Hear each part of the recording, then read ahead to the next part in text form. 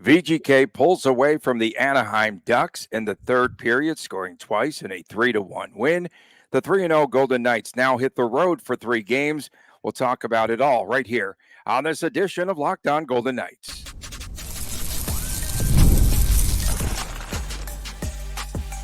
You're Locked On Golden Knights, your daily podcast on the Vegas Golden Knights, part of the Locked On Podcast Network, your team every day. Well, hi again, everyone, from Las Vegas. Tony Cardasco and Chris Golick. We appreciate you making us your first listen every day. Find us where you get your podcast, and please subscribe to our Locked On Golden Knights YouTube channel. We are brought to you today by FanDuel. Go to FanDuel.com. Why? Because it is America's #1 sportsbook. VGK breaks a 1-1 tie in the third period last night with a power play goal by Tomas Hertl. And then Pavel Dorofeyev scores an insurance goal for VGK. Brett Howden scored the opening goal for VGK. And Ilya Samsonov gave up a breakaway goal in the contest to Troy Terry, but nothing else, and a quality win for Samsonov and for VGK. Yeah, I mean, that's a fair way to put it right there. Anaheim outshot the Golden Knights 10-5 in the first period and, had some good pockets of play. But this is what happens when a team is coming in on a back-to-back. You're going to see them coming in the first period with probably the better motor. They're going to be a little quicker on pucks and things like that. As the game goes on, they're going to slow down a little bit. The Blues the Blues not as much. The Blues actually stayed pretty strong throughout that game, but a normal circumstance, the team on the tail of the back-to-back comes out early and then kind of tapers off and maybe makes some mistakes. And that's what we saw with the Golden Knights. Hit a couple of posts. Could have been both teams hit a few posts, actually. But Golden Knights, if they would have a little better luck on some of those posts, they could have ran away with it. Or if Anaheim has a little better luck with a couple of their posts, could be talking about, a closer game. Yeah, I wanted to talk about Brett Howden. He played a really good game last night, was just up and down the ice. He had scored the goal. He put one shot over the crossbar when he was interfered with. And then he had another one that actually hit the crossbar, 4 shots in the night for Howden. And those are the type of complementary players that really do need to chip in for the Golden Knights.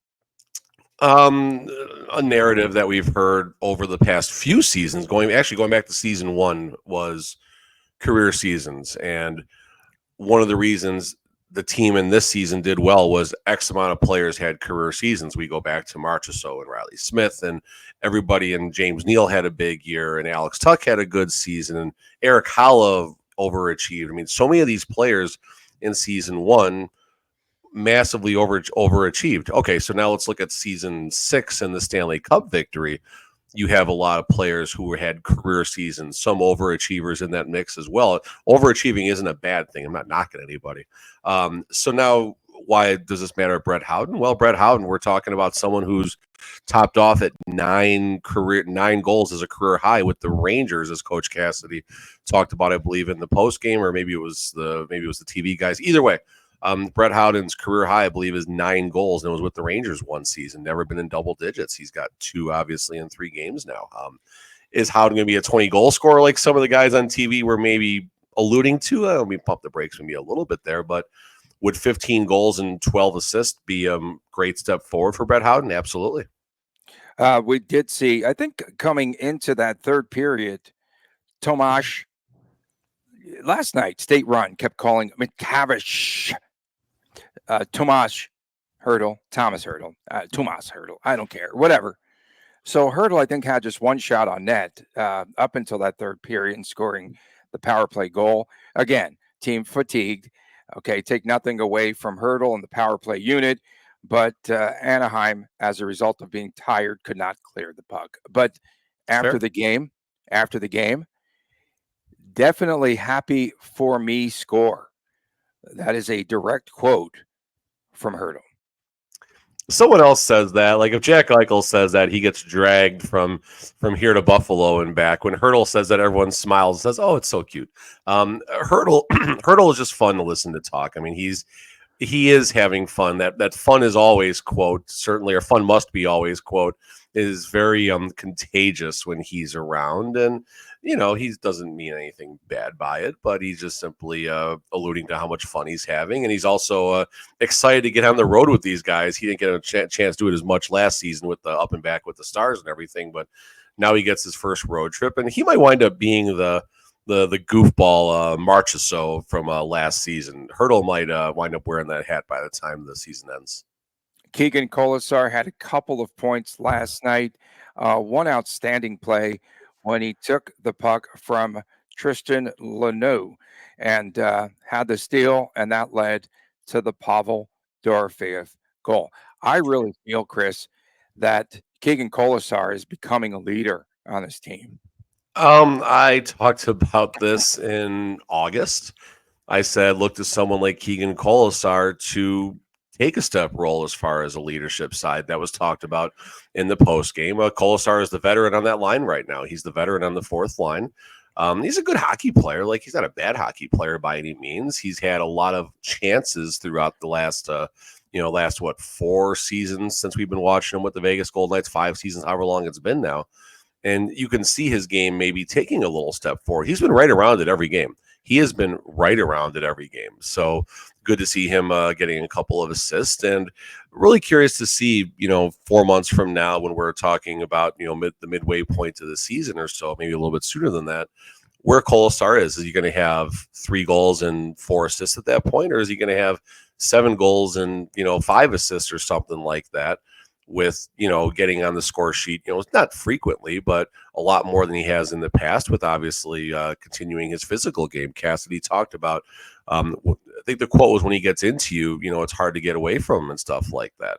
Colasar is very complimentary of him and Brett Howden as far as their motor always being going and their pace. He cited Brett Howden and Keegan Colasar and mentioned positive comments about their pace on the ice right now. So that's a good thing. I mean, this is what we need out of that fourth line.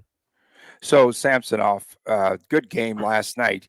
Came into that contest 2-0 versus Anaheim career-wise, the luggage man.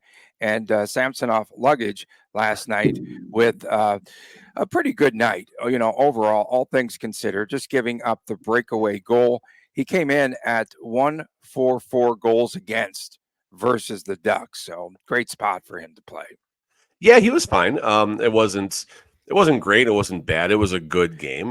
Not tested a ton. Obviously, that breakaway. What are you going to do? It's a breakaway. There was a nice pad save in the third period that looked like that was going to sneak through. As one of those shots that kind of pinballed a little bit. He was able to get over there. Big goaltender. If he can just simply play his positioning well and let pucks hit him, then obviously he's going to be just fine. If he starts flopping around and stuff, that's where the concern is going to be in Samsonov's game. We're talking about the goalie that Toronto, maybe this isn't a term of endearment, but we're talking about the goalie that Toronto turned to in a Game 7 winner-all scenario. I think they lost that game 2-1 in overtime against the Bruins, if I'm not mistaken. So, he's got some moxie. He's got that pedigree, at least, of being in, a couple big games throughout his career. And he could be the backup, who I still say ends up playing more games than Aiden Hill. But right now he could be the backup that, the Golden Knights needed in the absence of Logan Thompson. VGK, they had the last 10 shots of the second period. So you can see some fatigue starting to set in. The shots tilted definitely in the second period. The Ducks started to tire out.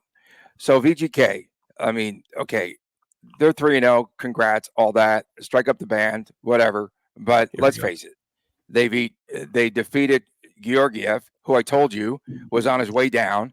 And lo and behold, he gets pulled again, in his next outing. 2 teams off of the tail end of the back-to-backs. And in fact, St. Louis, it was their 3rd game in 4 nights. Okay, is this VGK team good? It's way too early to say that. I mean, listen, the weekend, we said this on Friday's show. The weekend was 4 points or bust. If they didn't get 4 points, it was failure. They got 4 points. Good. Colorado, yeah. I mean, Colorado might be one of the worst defensive teams in the league early on. St. Louis and Anaheim were on back-to-back. It's not the Golden Knights' fault. They beat the teams on their schedule. And this road trip, I mean, we'll see how this road trip is. Washington gave up a lot of goals, and I think against the Devils on Friday night, if I'm not mistaken. It was like a 5-3 game or something like that. You got Tampa, who is obviously a different version of themselves, and then the Florida Panthers, I believe, are without Barkov right now. I don't know if their timetable's been released there. So, Tough spill. Again, a good chance for the Golden Knights. I mean, 3 points on this road trip is good. What is it? What are we better going to than put up there? 3 and a hook? 3 and a hook? 3 and a hook should be the over under, and Okay. and over would be plus money. Definitely, it's a road trip. It's not going to be easy. And then you come back against Los Angeles, Ottawa, San Jose, Cal. Insert pause, Gary, and then they got a one game swing against the Kings. So I mean, this is a good chance for the Golden Knights to bank a lot of points. You asked if this team is good. I'd say they're not bad. They're getting scoring from different places right now, which is important. And 10 different I think players. there was a lot of concern about complementary scoring and where is the scoring going to come from? Well, the top line's doing pretty well, and some other players are starting to find ways too. So me and Condos were texting this morning, and his quote was cautious optimism. I'm fine with that. Does the first 3 games of the season change my outlook on anything I've said in the offseason as far as what concerns I've had? Not at all. There is no change whatsoever. The Golden Knights did what they were supposed to do in 2 of the 3 games, and obviously, now knowing what Colorado is, the Golden Knights did what they had to do in the first 3 games of the season. We saw Bruce Cassidy last night switching out Olofsson and Holtz, the wingers on lines. Holtz did have that goal taken down, which he swore went in. State Run also said it was a goal initially. No What? way. No. Yeah, that puck was He was over. over. The stick was way over his head. Yeah, it Come was a on. good And play. Yeah, it's a great athletic play, but okay. No goal. What did you Easy think no goal. about the change there with those 2 players switching lines? I mean, listen, I'll say it again. Olofsson had obviously a really good game 1 of the season, gets 2 goals, but I also said coming into the season, Olofsson was the one trying to find his way. Okay. Olofsson gets 2 goals, but then he gets changed in game 3. Now, again, is coach doing this because there's a problem, or is it because it's game 3 against the Ducks and he feels the team should win with any set of line combinations? So let's tinker things a little bit and see what happens. That's probably more or less what it is at this point. Holtz, same thing too. I mean, Holtz had a pair of goals in a preseason game, and then you haven't seen a ton yet on the ice. I mean, the reality is the Golden Knights have a top line. Obviously, we'll talk about that in the 3rd segment, who is really doing all the heavy lifting while they're waiting for, and Shea Theodore too, a lot of credit to him, while you're waiting for the rest of the players to kind of figure it out. They're still without William Karlsson, who I think is going to be going at some points, LTIR. But he's not going. Yeah. He's not going on this trip. And last night, by the way, I want to point this out, Golick, because it was emo night last night. And when that net was empty, I got so emotional. That was last night. Oh my God. Lars, man, I got so emotional. And one final note here that I wanted to talk about was how Cole Schwint has become the golden child for VGK. And the word on the street about Brendan Brisson, guess what? If you were to say there's one flaw with Brisson, what might that be? Defensive, obviously. Well, no, the fact that he's not doing all those things off the ice. He's not lifting the way they want him to. He's not getting in shape. I don't know if I agree with that. Brendan Brisson, he looks like he put on 8 pounds of muscle. It's the word on the street.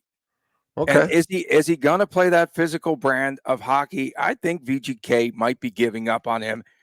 Let's call Pat Brisson and get a trade going here. Al, listen, I mean, Brisson, he's had a hard time finding his way. And this is the season. This is his season. It's do or die. If he's not on this roster and again, he's been scratched. He's not in the AHL right now. That's the thing. People, when I said Brisson was getting taken out of the lineup game 2, everyone's like, oh, well, he can be sent to the AHL. It's no big deal. It's no big deal. And that's garbage. He is not in the AHL. He is with the Golden Knights as a healthy scratch right now. So he'll be down. I think he'll be down. And I'll say it again. I'm waiting. I will wager a little bit on the plus, with a little bit of plus to my side, that we're going to hear possibly that we're going to see that tweet coming where Karlsson has had successful surgery on XYZ. He's month to month on LTIR. I'm guessing. I have nothing beyond a guess. No, you were right about him not being in the lineup for opening night. So there you go. Coming up next, we'll take a look back at Friday night's win over the Blues, and that was a 4-3 final. We'll get to that when we return on this Monday edition of Locked On Golden Knights. Your sex life is important, but your schedule is busy. You don't have time to go to a doctor's office to get treated for ED, though Hims can get you personalized ED treatment without stepping foot outside of your door. HIMS is changing men's healthcare by providing you with access to affordable sexual health treatments from the comfort of your couch. HIMS provides access to a range of doctor trusted ED treatments like chewable hard mints and Viagra and Cialis and their generics for up to 95% cheaper. That's right. Process is 100% online, so there is no need to make an uncomfortable doctor's visit. Just answer a series of questions on their site, and a medical provider will determine the right treatment option. If prescribed, your medication ships directly to you, and it is in discreet packaging for free. No insurance is needed, and one low price covers everything from treatments to ongoing care. With hundreds of thousands of trusted subscribers, HIMS can help you to find the ED option that works for you. Start your free online visit today at hims.com/lockedon. That's hims.com/lockedon, HIMS.com/lockedon, and you will get your personalized ED treatment options.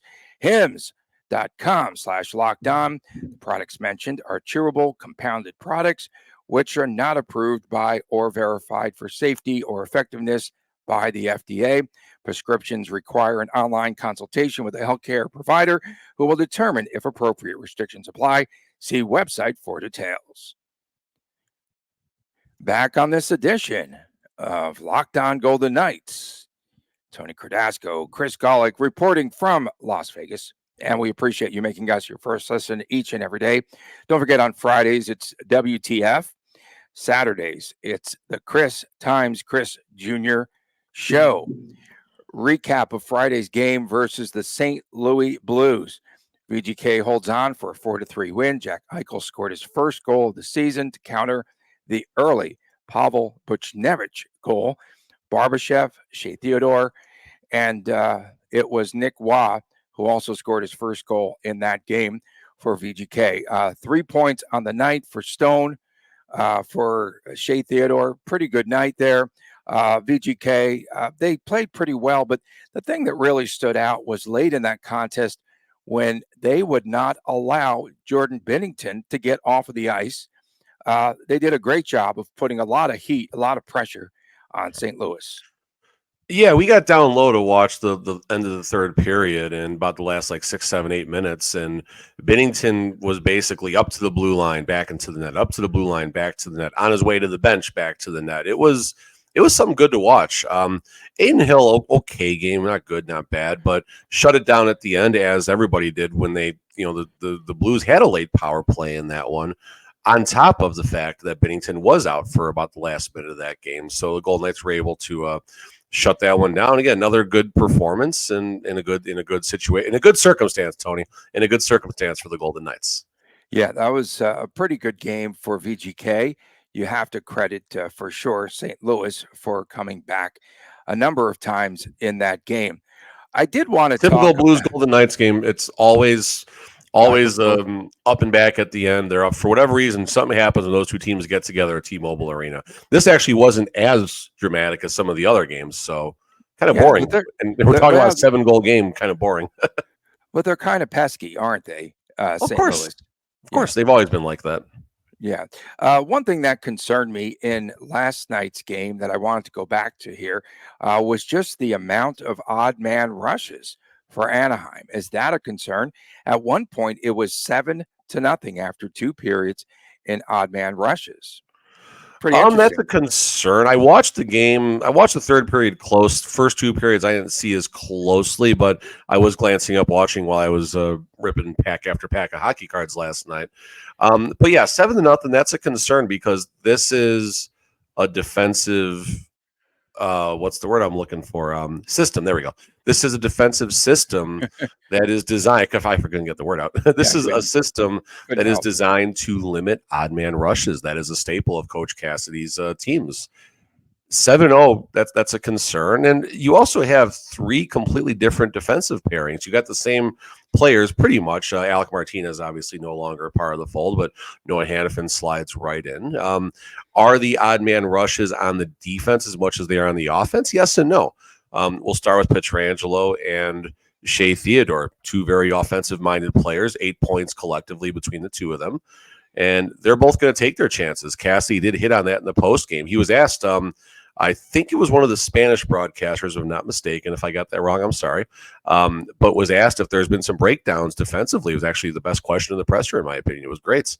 And Cassidy spelled it out. He said against St. Louis, there was a situation with a bad line change, and then talked about Shea Theodore and Alex Pietrangelo both, pinching, taking those chances. And there needs to be a little better communication. Who's going to be the man back when they both go? And the forwards got to read that too. It's not just on Shea covering for Alex or Alex covering for Shea, but when a defenseman pinches, if it's not a 4-on-1 or something like that, one of the three forwards on the ice has to read that and assume that point position until they're done taking that chance. You did say I'm going to give you more credit here on today's show. I'm not kissing your butt or anything, but I am going to give you some credit though for saying that Shea Theodore would come back here in his return, and he would be very inspired and play very well. One of the things that I've really had to question was the fact that is it a contract year for Shea Theodore? Yes, it is. Oh, okay. And for baby Theo too, contract year. Baby needs new shoes, as they say in the game. He didn't get a nice pair of shoes. But are you surprised that Noah Hannafin has not been so much the quarterback on the power play, and that Theodore's taking a more active role? So Hannafin came in and was given the quarterback position on power play number one. And oddly enough, power play number two is two defensemen. It's Pietrangelo and Noah Hannafin. Now, people are going to say it's circumstances and the fact that once they're coming in on the second side and, it means the penalty is about to expire, so they put two defensemen out there. No, that's not how the NHL works normally. If it's the last 15 or 20 seconds of the power play, then yes, you're going to put two defensemen out there. But when there's 45, 50 seconds left out there, they're not bringing those two out there so they have two defensemen ready. They're simply using two defensemen on the power play, that's old school hockey right there. Two hard shots from the point and see what happens. But no, the original question, well, first of all, Shea Theodore, yes, I will certainly say I pegged Shea Theodore to have a big season. Pissed off, definitely. I thought he was pissed off coming into this season. More mad? Should be. Who's more mad, Theodore or the organization, because he's out to such a great start and it's a contract year and they're going to have to pay him if he stays around? Well, if they get the deal done now, it's going to save them a lot of money in March or so. Hello. But moving on from that. They don't do that in season. No, they don't do that. I know they don't do that. They're going to wait till they get someone during the trade deadline and then extend him, and then they'll talk about Theodore's contract. But going back to Theodore right now, you have number one, he's back on the top power play unit. The other thing I was wrong about was that Noah Hannafin was going to be number one on the power play. And Theodore is there, and Theodore has earned it. Theodore is playing very, very well. He's been staying to the end of the games, which is good too. Yeah. Of course, coming up next, our topic will be you just went right by that. You didn't even I gave you a cookie there. I know you gave me. I know. I was not going long. There's a long segment. I get it. That's fine. Okay. We'll take a break, and when we return, we'll talk about the VGK top line. It is rolling, as are we on this Monday edition of Locked On Golden Knights. FanDuel Sportsbook, the official partner of Locked On Golden Knights. A lot of action tonight in the NFL. We've got the Bills, a 1.5-point favorite over the Jetsies, and the total is 41. Oh, my goodness. All three New York teams are in action tonight. Of course, my Yankees, they are a minus 160 favorite on FanDuel. Rodon versus Cobb. The total in that game is 7.5. And the Dodgers, a minus 150 favorite over the Metsies. And the total on that game is 8 runs. So when you get a hunch in the middle of the game, you can check out the latest stats. You can view the live play-by-play, so much more on the same page where you place all of your bets. You will get started with $200 in bonus bets, folks, guaranteed when you place your very first $5 bet. That is FanDuel.com. Start the season off the right way with a big return at FanDuel. It's America's #1 sportsbook. Back on this edition of Locked On Golden Knights, Tony Cardasco and Chris Golick from Las Vegas. We appreciate you making us your first listen each and every day. Thank you so much. Of course, Fridays are WTF with the Friday Saturdays, the Chris times Chris Jr. show. That kid's grown, man. All those pictures, no videos, doubt. he's really gotten tall, dude.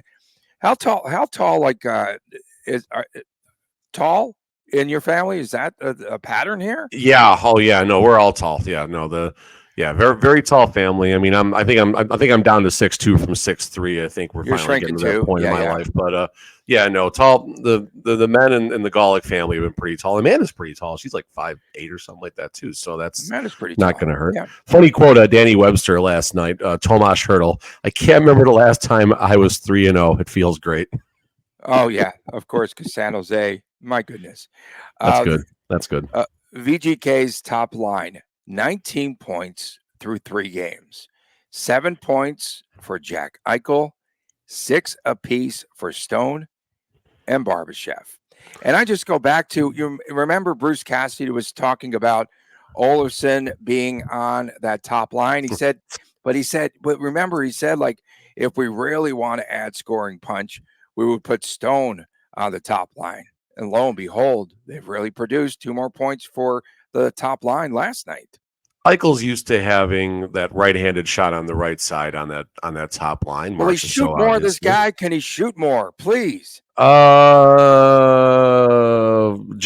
Eichel so far has attempted 9 shots. He's only averaging 3 shots a game, Tony. That's right. Shoot more. 11%. Ivan Barbashev has a shooting percentage of 42.8%. Good God. Wow. That's remarkable. That's remarkable. Oh, face-offs.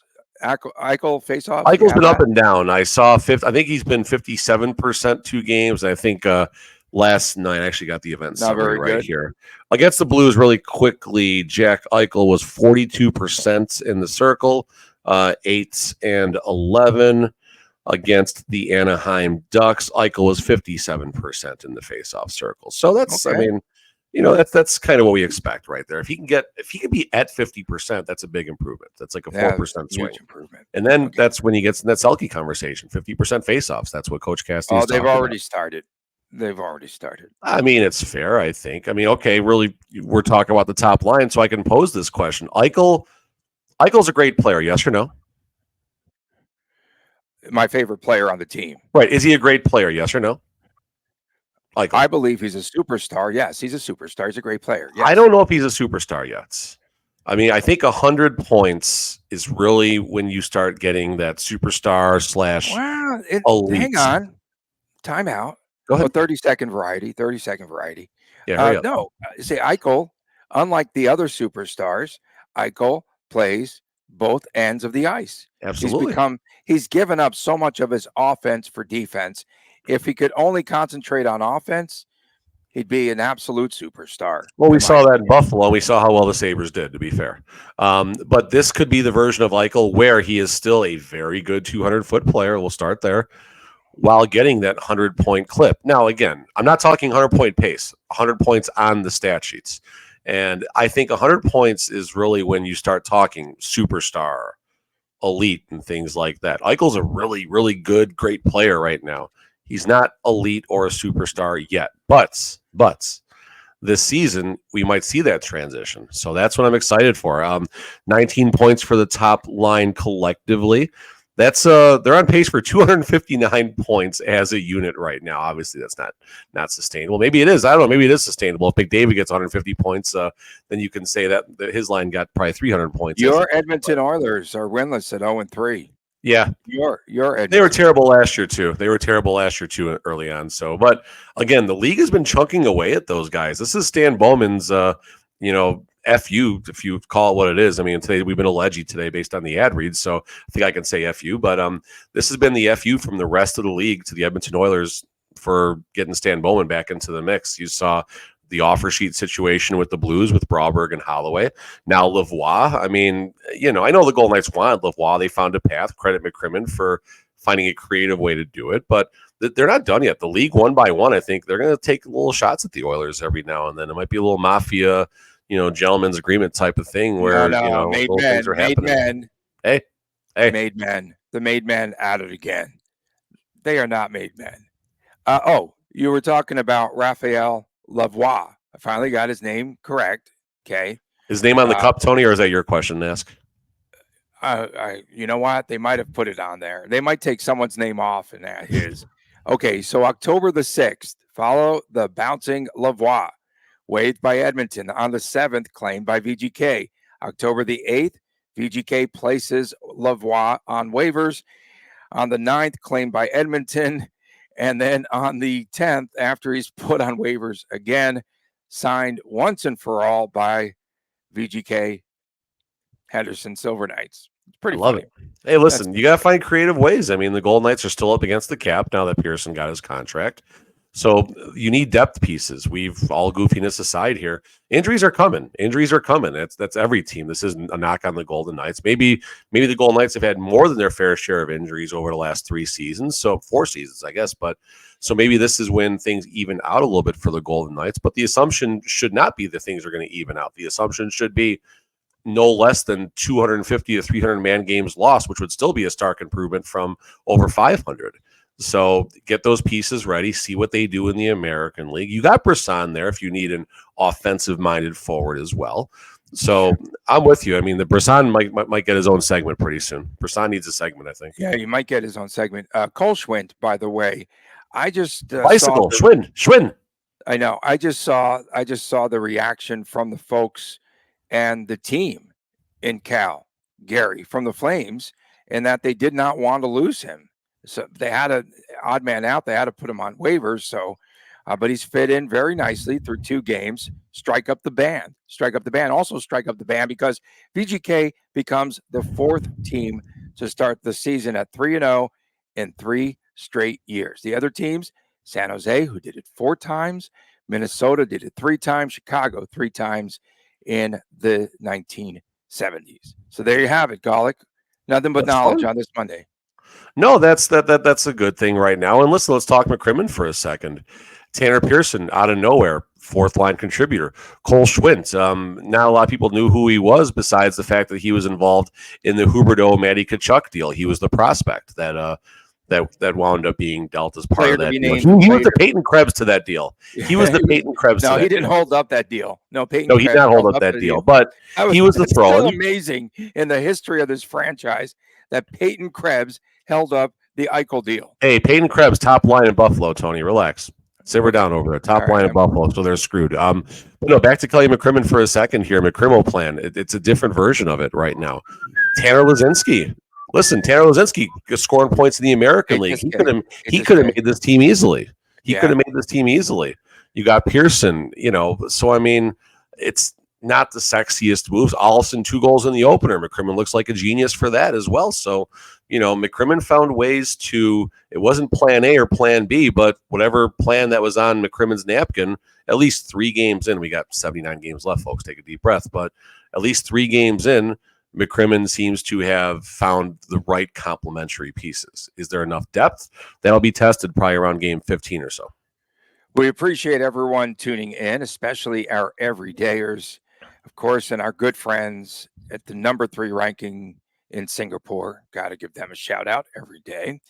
Don't forget, make sure that you subscribe to our Locked On Golden Knights YouTube channel. We appreciate everything that you do, all the interactions, good, bad, fair, not, on the X and on YouTube. Thanks for sending me some of those liners there. Well, there was a good one. What was that? I sent you a good one. Someone said you need to go back to Domino's Pizza and hijack Wi-Fi. That was awesome because that was like 2 years ago. That is such a good one. That is such a good one. Do you remember that? It was the worst. Why were you in that plaza? Or was that stuff when the volleyball team was getting going or something? I don't remember, but it was the jankiest of all Wi-Fis wherever I was. I don't remember, but we appreciate everyone. Tony and Janky are mentioned in the same sentence a lot. Thank you so much. For my man, Chris Golick, I am Tony Cardasco. You have a great Monday, everyone. Tomorrow, VGK is on the road for the first of 3. Logan Thompson going to make his first start, it seems like. Oh, my goodness. The drama, folks. We'll see you tomorrow right here on Locked On Golden Knights, and please take care.